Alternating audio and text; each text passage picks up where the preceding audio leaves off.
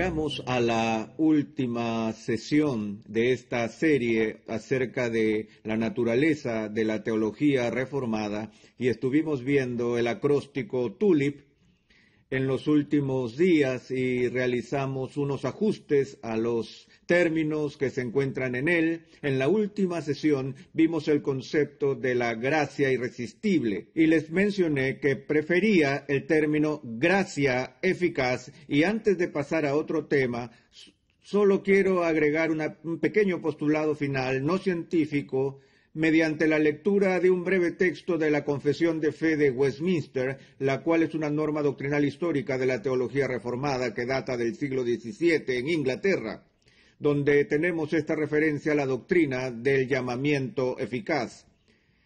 Dice así: todos aquellos a quienes Dios ha predestinado a la vida, y a ellos solamente, tiene Él a bien a su tiempo señalado y aceptado llamar eficazmente por su palabra y espíritu de ese estado de pecado y muerte en el que están por naturaleza a la gracia y la salvación por Jesucristo, iluminando espiritual y salvíficamente su entendimiento a fin de que comprendan las cosas de Dios, quitándoles su corazón de piedra y dándoles un corazón de carne, renovando sus voluntades y por su omnipotente poder, predisponiéndolos a lo que es bueno y trayéndolos eficazmente a Jesucristo, de manera que ellos vienen muy libremente, habiendo sido dispuestos por su gracia.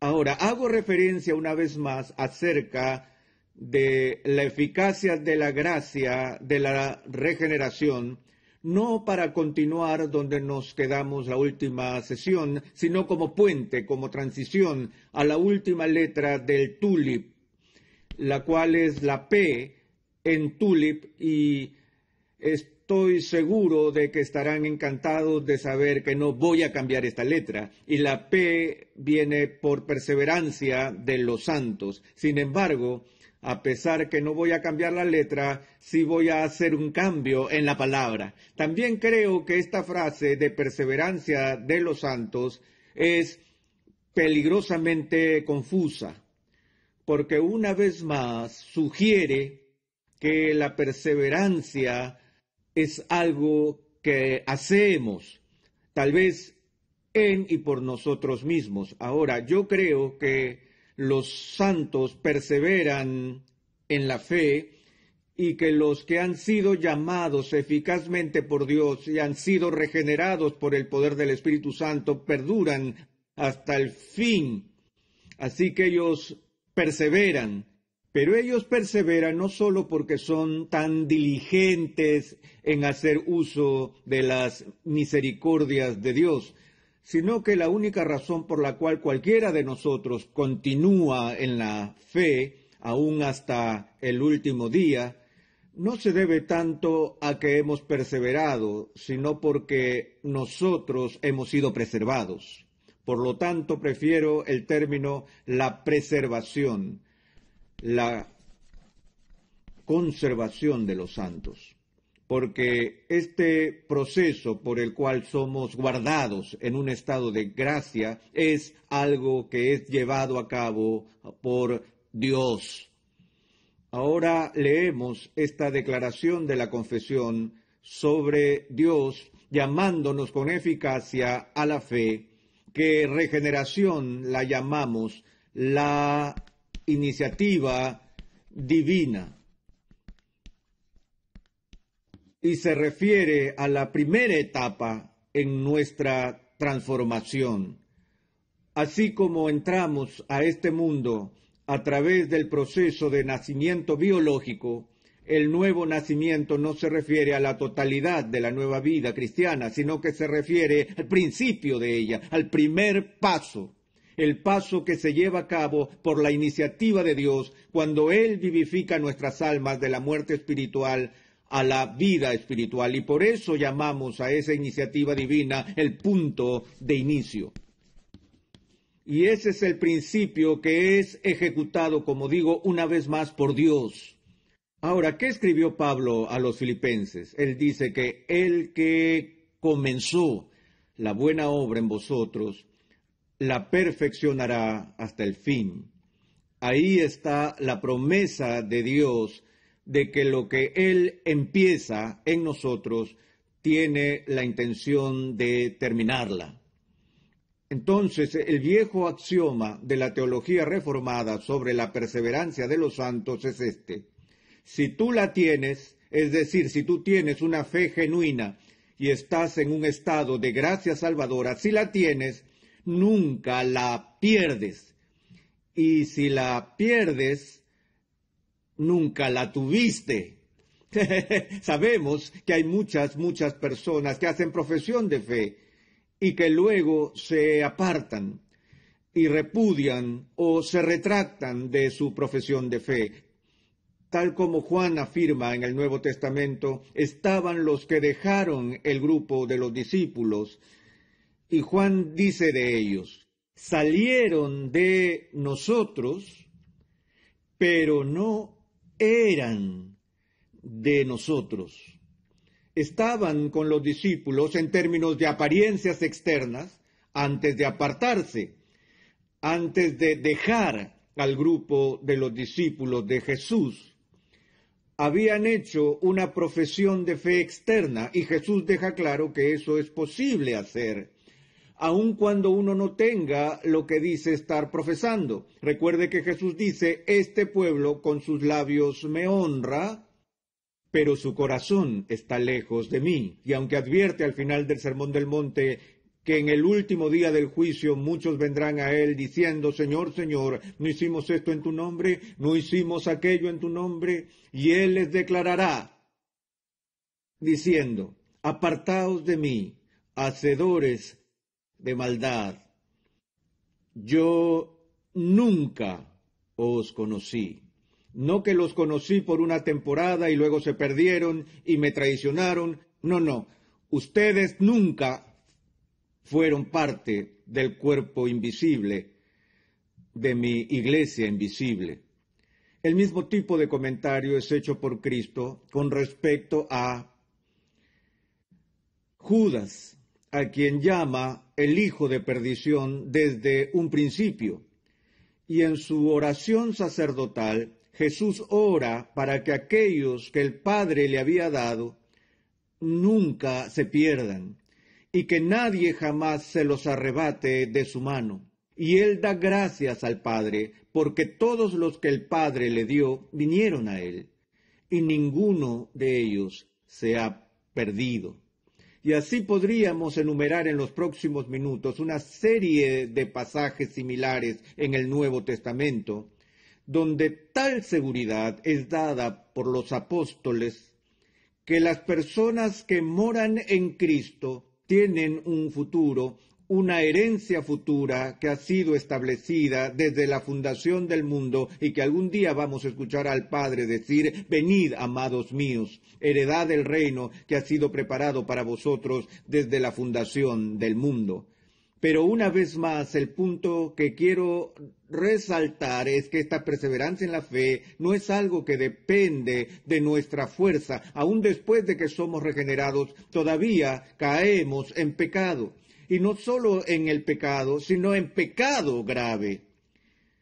Y decimos que es posible que un cristiano se vea envuelto en una caída muy grave. Y hablamos sobre reincidencia, sobre faltas morales y cosas así. No puedo pensar en algún pecado que no sea el de la blasfemia contra el Espíritu Santo, que un verdadero cristiano no sea capaz de cometer. Vemos, por ejemplo, el modelo de David en el Antiguo Testamento, donde David fue sin duda un hombre conforme al corazón de Dios, fue sin duda un hombre regenerado, tenía el Espíritu de Dios en él. Tenía un profundo amor apasionado por las cosas de Dios y sin embargo este hombre no solo cometió adulterio, sino que se involucró en una conspiración para que el marido de su amante muriera en la guerra, lo que era en sí una conspiración para matar. Y eso es un asunto serio, muy serio. y observamos el serio nivel de arrepentimiento al que David fue conducido como resultado de las palabras del profeta Natán. Pero el punto es que David cayó, y cayó muy hondo, como el apóstol nos advierte, en contra de tener una visión inflada de nuestra propia fuerza espiritual. Por lo que él dice, así que el que piensa estar firme, mire que no caiga. Y nosotros caemos y nos alejamos de la gracia. No es que caemos por completo, pero nosotros caemos en acciones muy graves. Nada más grave que la del apóstol Pedro, quien en público, con maldiciones, aun habiendo sido advertido, negó a Jesucristo, jurando que él nunca lo conoció. Una traición pública a Cristo. Él cometió traición contra su Señor. Recuerdan que antes de este episodio, él había sido advertido sobre este evento. Ya se imaginan, Pedro dijo que esto jamás ocurriría, él jamás se comportaría de tal manera. ¿Y recuerdan la advertencia de Jesús? Simón, Simón, Satanás te ha pedido para estremecerte como al trigo. Pero yo he rogado por ti para que cuando vuelvas fortalezcas a los hermanos. Ahora, él cayó, pero se levantó, fue restaurado, y su caída fue por un momento. Y por eso decimos que los cristianos verdaderos pueden tener caídas radicales y serias, pero nunca caídas totales y finales de la gracia. Aún en las iglesias, cuando las personas profesan fe y caen en pecados muy serios y atroces pecados, tan graves que implican la disciplina de la iglesia, y aún en procesos de disciplina eclesiástica que pasa por varias etapas, cuya etapa final, ¿cuál es? La excomunión. Y creo que es posible, sabemos que es posible para alguien que es verdaderamente regenerado, un verdadero cristiano que esté tan atrapado en el pecado al punto de ser llamado por la iglesia, puesto en disciplina, ser suspendido de los sacramentos y aún así no se arrepiente en todo el camino hasta llegar al final, que es la excomunión, donde es expulsado de la comunión del cuerpo de Cristo y debe ser tratado como un no creyente, ser declarado como no creyente por la iglesia. Incluso ese acto de excomunión se hace con la esperanza que la persona es un verdadero creyente atrapado en un estado muy persistente de pecado y que esta disciplina final de ser separado de la comunión del cuerpo de Cristo será lo que el Espíritu de Dios use para llevarlo al arrepentimiento. Y vemos ese ejemplo que se encuentra en el Nuevo Testamento en la situación de Corinto con el hombre incestuoso. Recuerdan cómo la iglesia nada hacía para disciplinar a este hombre que estaba viviendo en una vida escandalosa hasta que el apóstol tuvo que reprenderlos y amonestarlos y les ordenó excomulgarlo. ¿Qué pasó cuando él fue excomulgado? Se arrepintió y solicitó la reincorporación a la iglesia y ahora la iglesia no lo dejaba regresar. Entonces Pablo tuvo que volver y decir, miren, todo el propósito de la excomunión fue para llevarlo al arrepentimiento. Ahora que él se ha arrepentido, permítanle regresar. Así como Cristo dio la bienvenida a Pedro de vuelta al redil después de su acto reprochable de traición. Así que, de nuevo, el pecado del cristiano puede ser radical y serio, pero nunca total y final. Entonces, ¿cómo juzgamos a alguien que ha hecho una profesión de fe, quizá en presencia nuestra, y luego vemos cómo más tarde la repudia? Bueno, lo primero que se hace es un juicio compasivo, porque uno no sabe el verdadero estado de su alma. Esa es una desventaja que tenemos. No podemos leer el corazón de nadie. No pueden leer mi corazón y yo no puedo leer los suyos. Estamos llamados a ser prudentes y sabios y mirar las acciones de los demás y evaluar y discernir respectivamente. pero aún por tu mejor acción no puedo conocer realmente tu alma, y ustedes no saben lo que hay en la mía. Por eso estamos llamados a ser excepcionalmente tolerantes los unos con los otros y tener esa compasión que cubre una multitud de pecados entre nosotros en la comunión de la iglesia. Pero Dios lee el corazón. Y cuando Dios dice que una determinada persona nunca estuvo en un estado verdadero de fe, podemos estar seguros de que esa persona nunca estuvo en la fe verdadera. Ahora, pero ¿qué pasa si nos topamos con alguien que está en medio de una grave y prolongada caída y que ha repudiado la fe públicamente? ¿Entonces podemos saber que no es cristiano? No, porque no conocemos el mañana. No sabemos si están en la posición de David antes que Natán hablara con él. Si alguien hubiera estado en ese momento, cuando Pedro dijo que nunca conoció a Jesús, de seguro no habría aseverado que Pedro era cristiano, porque lo estaban observando justo en medio de esta prolongada caída tan grave. Pero todavía tenemos esperanza por aquellos que nos han dejado por un tiempo y que van a regresar. Y tenemos que reconocer que puede tratarse de una de dos cosas. Uno, que su profesión inicial no fue auténtica ni genuina, se trataba de una profesión de fe vacía y que nunca fue creyente, o que su profesión de fe era genuina y que va a volver. Pero eso se lo dejamos a Dios en ese punto. Pero lo que nos enseña el Nuevo Testamento es que el Espíritu Santo, de nuevo, el único que nos levanta de entre los muertos, y Él nos levanta para vida eterna. Todo el propósito de la elección de Dios es para llevar a su pueblo de manera segura al cielo.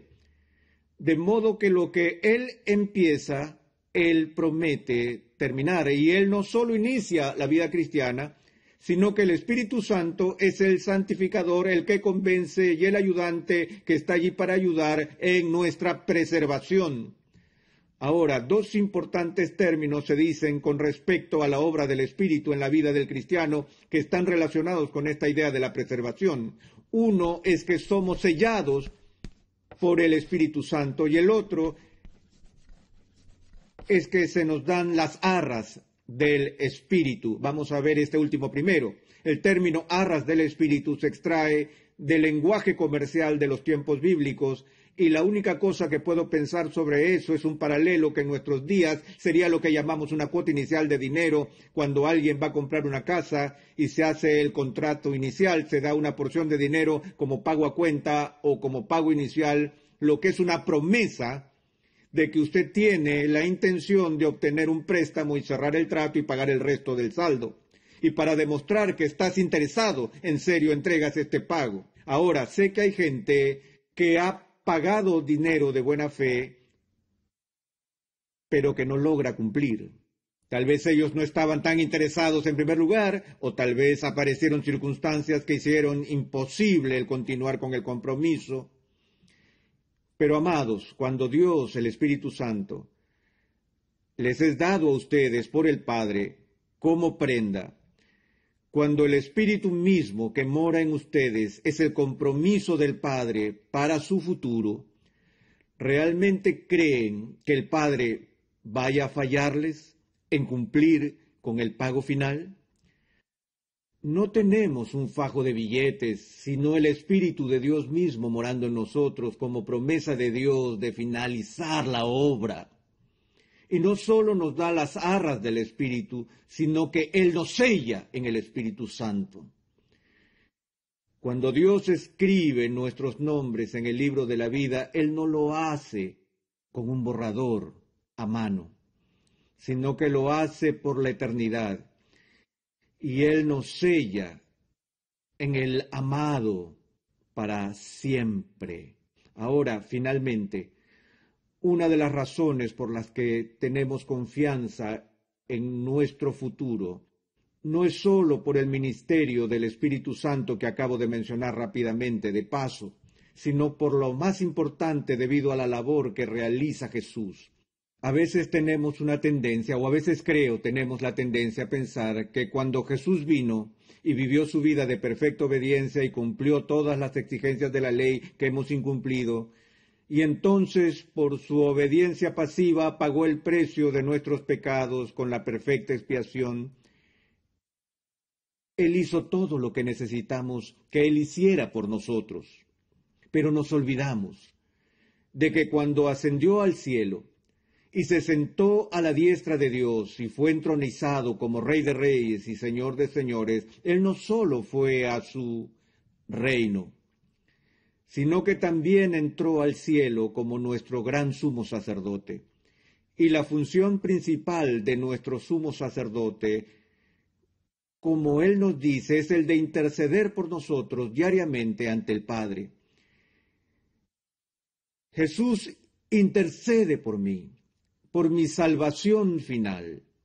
No solo oró por sus discípulos en Juan 17 para que nunca fueran arrebatados de la mano de Dios, sino que Él ora por nosotros, para que seamos preservados. Ahora bien, miren a Judas y a Pedro. Ambos traicionaron a Cristo. Uno de ellos era un creyente y el otro no lo era. Ambas acciones fueron indignantes en extremo.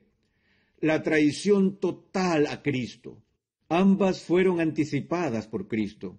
Y cuando Él le dijo a Judas lo que iba a hacer, Él terminó su comentario diciéndole a Judas, lo que vas a hacer, hazlo más pronto.